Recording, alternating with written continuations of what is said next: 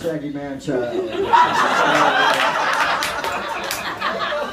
I took level 1 of the Hideout a couple years ago from Andy, and it was great. Andy's a great teacher, and it really clarified a lot about the different schools of improv. And obviously, this is oversimplifying greatly, but IO in Chicago, where I study, is about finding the emotional truth of the scene.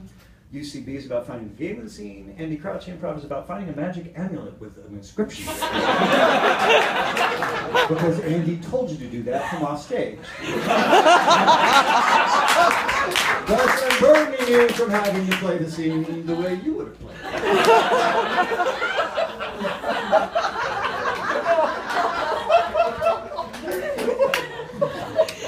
Andy is also an accomplished director. As Curtis mentioned, Live Nude Improv it's in the festival this year, right? Yeah.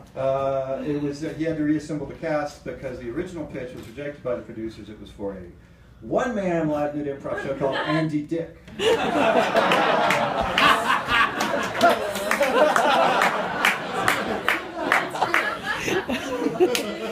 name a show Live Nude Improv, and you put up posters all over town with naked improvisers on it, and then you are heard wandering the streets in a sad voice, the entire run going, man, people just want to come to see people get naked.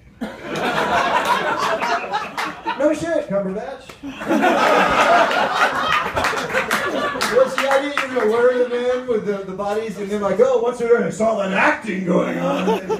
Yeah, man, I saw a poster, some hot chicks on that poster, man, so I went to it, I thought maybe I'd see some tits, maybe I'd see some bush, I went in there. When I sat down, man, it was an interactive theater experience, man, and they were being real, and they were being vulnerable, emotional, they were super committed to their craft, man. The thought of naked chicks just went clean out of my head. Said no one ever in the history of theater.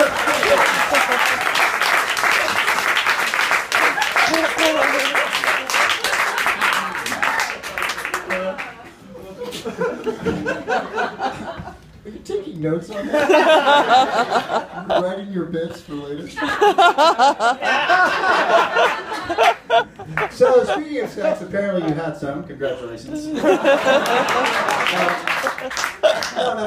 Obviously, I have not had a child, but my brother and my sister-in-law just had a little girl, and I understand it is actually, that's stressful trying to get pregnant, particularly when you have sex the way you do. Having to get up and go to the bathroom every 5 minutes, and sometimes you have to stop because your knees hurt, sometimes you fall asleep because it's over, before it's over, because that's how Keith Johnstone does it.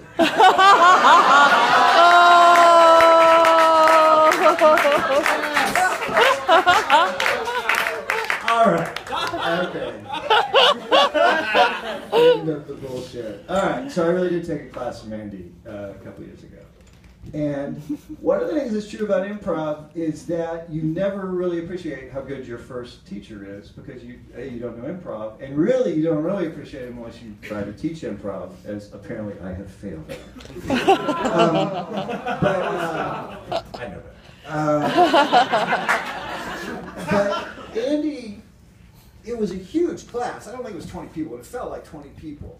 Andy achieved the logistical challenge of managing that class and made everyone feel welcome, made everyone feel engaged, created a situation that was playful, that was fun, and we all make fun of Andy's hippie persona, but it really fucking works in a class like that. That's a really thing. And you really did embody a lot of what I love about improv, about just that welcoming space. It was really impressive.